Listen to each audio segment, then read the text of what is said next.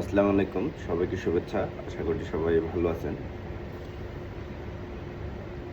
বেশ কিছুদিন বাংলাদেশের আর কি পরিস্থিতি কীরকম আপনারা সবাই জানেন। তো আমি নির্দিষ্ট একটা বিষয় নিয়ে কথা বলব, সেটা হচ্ছে যারা মাদক ব্যবসায়ী, মাদক কারবারি বা হচ্ছে যে যারা স্মাগলিং করে, মাদক স্মাগলিং করে, আসলে এদের পুলিশ ধরে না সেটা না, আইওয়াসের জন্য ধরে। পুলিশ ধরে 2 দিন পরে আবার ছেড়ে দেয় আদালত থেকে।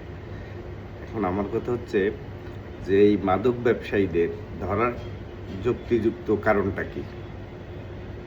যদি ছেড়েই দিবেন তো ধরছেন কেন? মানে আইন কি এতই দুর্বল যে একজন মাদক কারবারি, মাদক ব্যবসায়ী, সে হচ্ছে মাদক ব্যবসা করে যাচ্ছে, সে পুলিশ আসলো, ধরলো, 2 টাকা নিল, ছেড়ে দিল, আবার হচ্ছে কিছু ছাড়তে পারে না, যার কারণ হচ্ছে যে পাবলিকের রোশনালে পড়ে, তখন হচ্ছে এর আদালতে চালান করে, আদালত আবার 2 দিন পরে ছেড়ে দেয়, আবার ওই মাদক ব্যবসায়ী আরও দাম্ভিকতার সাথে তার ব্যবসা চালিয়ে যাচ্ছে। সে মনে করতেছে এটা যে আসলে আমারে ধরছে, তাতে কি হয়েছে? 2 দিন পরে সে আবার সেখান থেকে তার টাকার জোরে বা হচ্ছে যে ক্ষমতা বলে বের হয়ে আসতেছে। ভাই, এলাকার কিছু চুনোপুটি, মানে যাদেরকে কি বলবো, যে আসলে যাদের কোনো কথা বলার ইয়া নাই, তারাও দেখতেছি এখন খুব ক্ষমতাধর ব্যক্তি মাদক ব্যবসা করতেছে। মানে যত ধরনের অপকর্ম আছে তারা করতেছে। এটা কেন রে ভাই?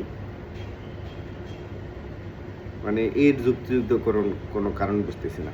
এইবারে যে কোরবানির ঈদে বাড়িতে গেলাম, মানে আমি কার সাথে মিশবো, কার সাথে বসবো, এটা নিয়ে আমি নিজে খুব সন্দিহান ছিলাম। তো আসলে কে মাদক ব্যবসা করে না এখানে? মানে কে মাদক ব্যবসা ছাড়া আছে? যেই লোকজনগুলোর খুব ভালো মনে করতাম যে আসলে এরা খুব ভালো, সহিশুদ্ধ, মানে এদের ভিতরে কোনো ধরনের কোনো ভেজাল নাই। আরে ভাই, 2 দিন পর শুনি সে মানে পুলিশে তারে ধরে নিয়ে যাচ্ছে মাদক ব্যবসার কারণে। তার বউরে ধরে নিয়ে যাচ্ছে, তারে ধরে নিয়ে যাচ্ছে। 2 দিন পর আবার ছেড়ে দিচ্ছে।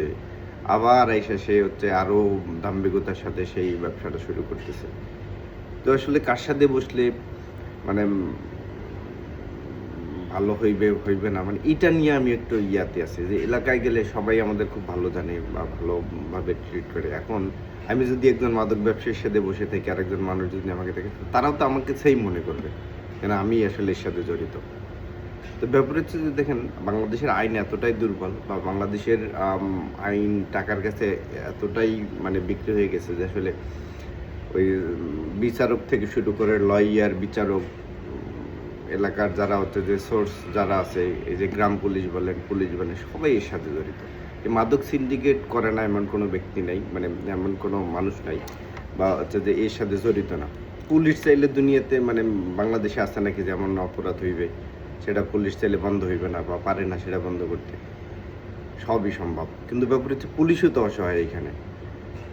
ভালো পুলিশ অফিসার বা ভালো পুলিশ যারা আছে, এরা তো আসলে অসহায়, এরা আসলে কিছু করতে পারতেছে না। ধইরা জেলে নিচ্ছে, 2 দিন পরে আবার ছেড়ে দিচ্ছে।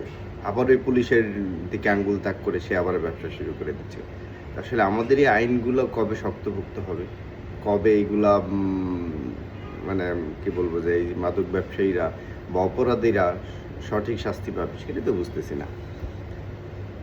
এটার শুরু হওয়া দরকার। আসলে আইন ব্যবস্থা বা হচ্ছে যে মানে কি বলবো, যে আসলে অপরাধ জগৎটাকে নির্মূল করা দরকার। আপনি অপরাধ জগৎটাকে নির্মূল করতে না পারলে আসলে আপনি কোনো কিছুই করতে পারবেন না। সভ্য সমাজ গড়ে উঠবে না। আসলে আমরা সভ্য সমাজের আসলে কি বলবো, যে আশা করতেও পারি না। ধন্যবাদ সবাইকে। আশা করি মাদক বিরোধী অভিযানে আপনারা সবাই সোচ্চার থাকবেন। মাদককে না বলুন। এলাকার যারা মানে ছোটোখাটো বাচ্চারা যারা আছে এখন স্কুল পড়ুয়া, তাদের খেলাধুলার সাথে সম্পৃক্ত করুন। তাদের হচ্ছে যে শারীরিক অ্যাক্টিভিটিস, সংস্কৃতি বা হচ্ছে যে মানে কী বলবো, কালচারাল যে কাজগুলো আছে এগুলোর সাথে ইনভলভ করে দেন, দেখবেন এরা মাদক নেবে না। সবাই সোচ্চার থাকুন, মাদক বিরোধী অভিযানে সোচ্চার থাকুন। মাদককে না বলুন।